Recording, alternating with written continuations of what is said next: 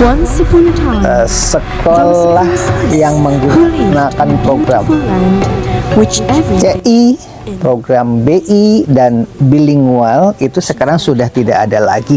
Tetapi dengan adanya Putri Aryani mencuat ke permukaan, perlu dikaji.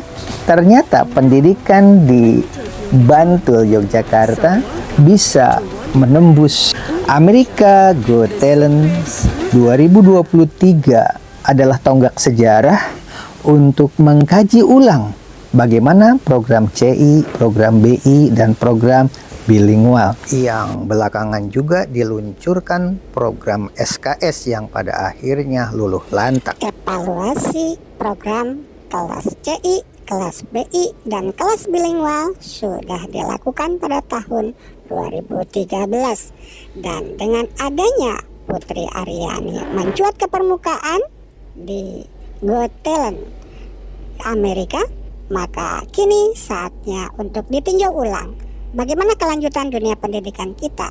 Buktinya dari Bantul Yogyakarta bisa menembus Amerika Serikat dengan angka yang spektakuler untuk royaltinya ya. Tapi orientasi kita bukan ke situ. Bagaimana pendidikan Indonesia ke depan? Ikutilah channel ini atau konten ini sampai akhir supaya tidak salah paham. Once upon a time, there was a princess who lived in a beautiful land, which everything in it lived peacefully. She spent all her time in the depth of a forest with her 8 little friends.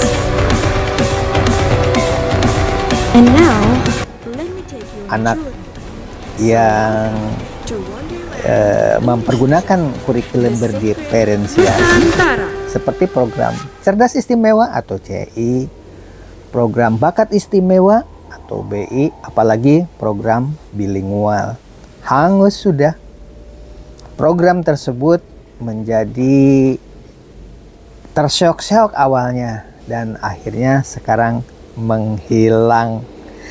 Dengan adanya program Amerika Got Talent tahun 2023 yang mengangkat Putri Aryani berhasil ya, sampai mendapatkan penghasilan 2,5 juta dolar.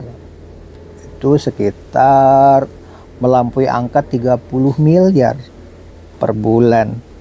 Dan perhitungannya tentu dengan aplikasi ya, bukan secara manual. Dan kemarin saya sudah mengikuti program dengan UNESCO di perguruan tinggi Telkom Indonesia Buah Batu. Ini lagu Loneliness ciptaan Putri itu dibuat pakai AI, dinyanyikan oleh Bruno Mars. Enak aja orang bikin ya. Loh, Bapak juga kalau mau bisa Pak. Saya kan sudah punya nih voice recording voice punya Bapak. Ada sampling suara kan. Dia bikin jadi suara saya. Ada sampling pidato Pak Jokowi jadi sampling juga kan. Saya jadi mikir ini gimana? Bu Sinta, kita harus bicara nih isu yang lain. AI dan hak cipta. Hak kekayaan intelektual gitu. Tentang program AI ya. Oke, hadirin sekalian, tentang sekolah yang menggunakan program CI, program BI, dan bilingual itu sekarang sudah tidak ada lagi. Tetapi dengan adanya Putri Aryani mencuat ke permukaan, perlu dikaji. Ternyata pendidikan di Bantul, Yogyakarta bisa menembus Amerika Got Talent 2023. Once upon a time, there was a princess who lived in a beautiful land, which everything in it lived peacefully. She spent all her time 2023 adalah tonggak sejarah untuk mengkaji ulang bagaimana program CI, program BI, dan program bilingual. Penulis pada saat itu sudah melakukan riset tentang evaluasi program CIBI dan program kelas bilingual Banyak koreksi-koreksi di situ, di samping keberhasilan-keberhasilan yang perlu ditingkatkan. Untuk kelas bilingual mungkin istilahnya jangan kelas bilingual, sebab orientasinya bukan penggunaan bahasa di dalam kelas, bahasa Inggris dan bahasa Indonesia saja. Itu hanya sebagian kecil saja dari program yang ada di dalamnya. Intinya adalah pelayanan istimewa ya, atau pelayanan khusus untuk anak-anak bakat. Mungkin disarankan lebih baik istilahnya ya kurikulum berdiferensiasi saja, atau ditambah dengan kalimat-kalimat lain. Dalam riset tersebut menggunakan CIPP. Nah, apa itu CIPP?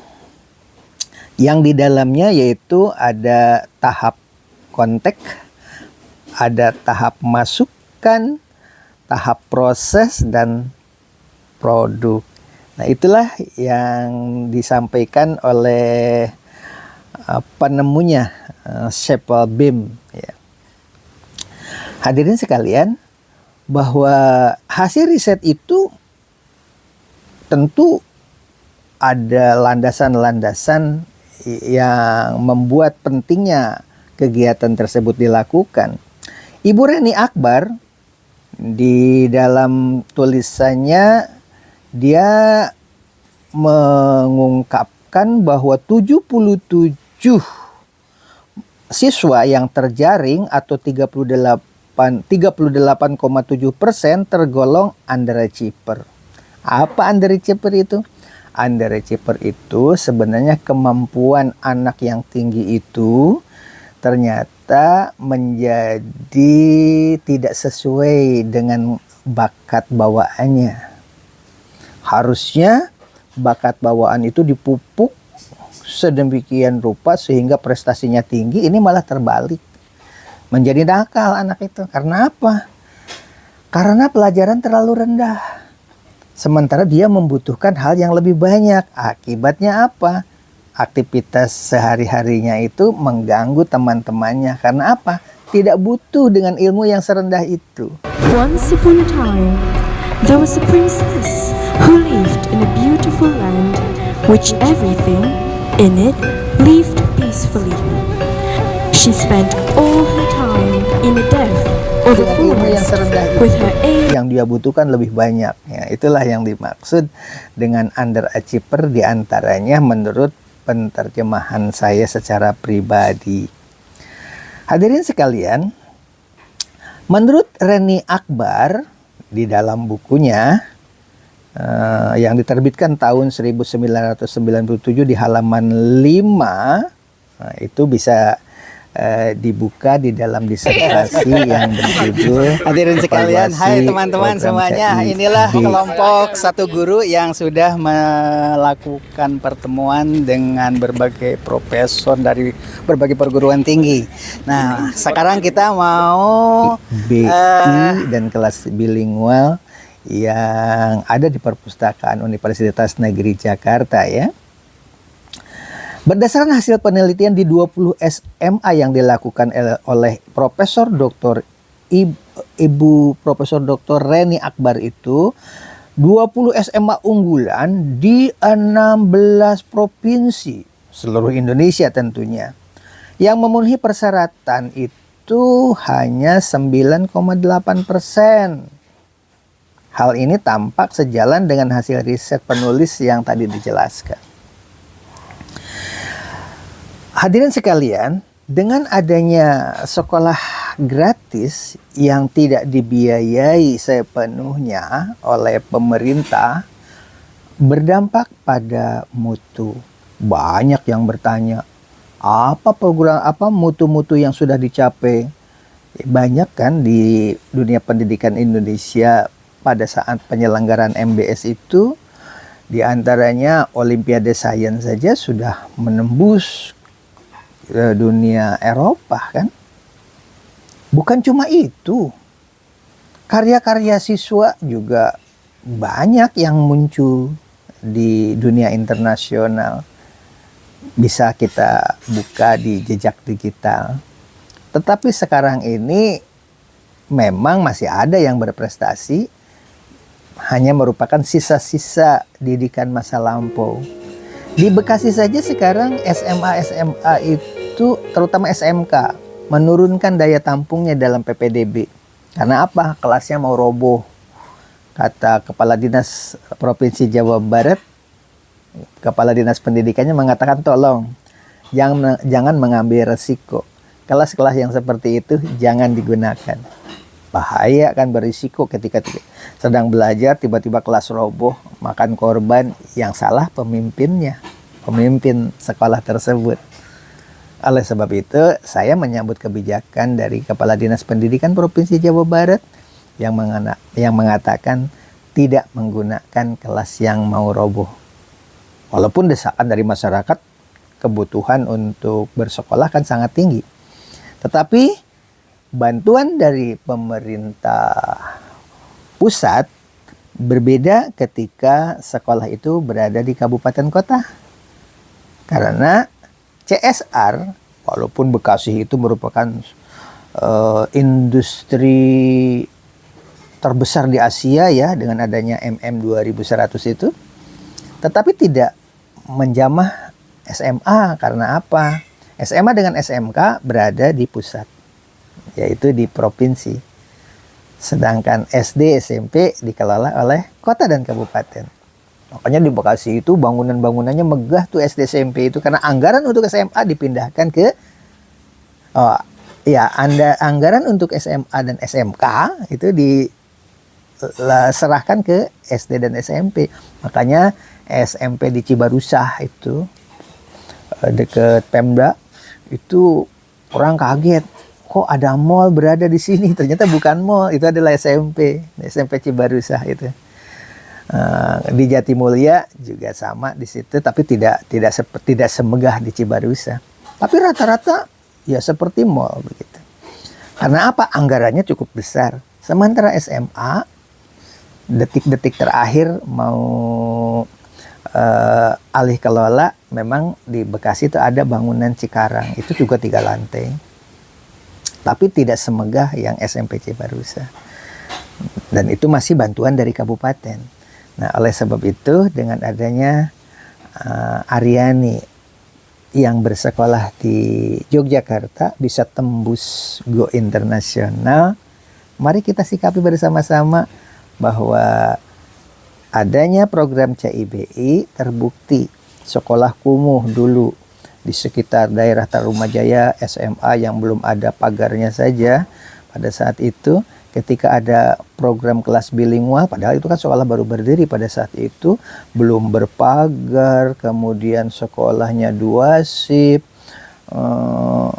dan orang tuanya rata-rata hanya 30% saja yang bisa membayar bulanan pada saat itu. Sekolah begitu terseok-seok. Begitu buka kelas bilingual hanya 4 kelas saja. Yang 4 kelas itu hampir tidak ada yang tidak membayar, karena orang yang mampu yang bersekolah di situ. Akhirnya Pak Lurah dari Tarumajaya datang ke sekolahan. Anak saya itu banyak dan semuanya sekolahnya di sekolah-sekolah elit. Tapi kenapa nih anak saya ini yang bungsu kok kenapa ingin sekolah di SMA Tarumajaya? Lurahnya datang ke sekolah.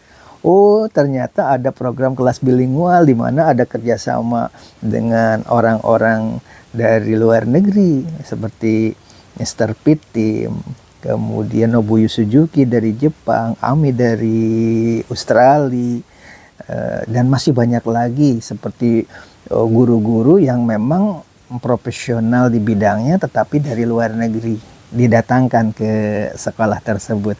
Makanya yang 4 kelas itu berjalan lancar dan pembangunan pun pesat begitu.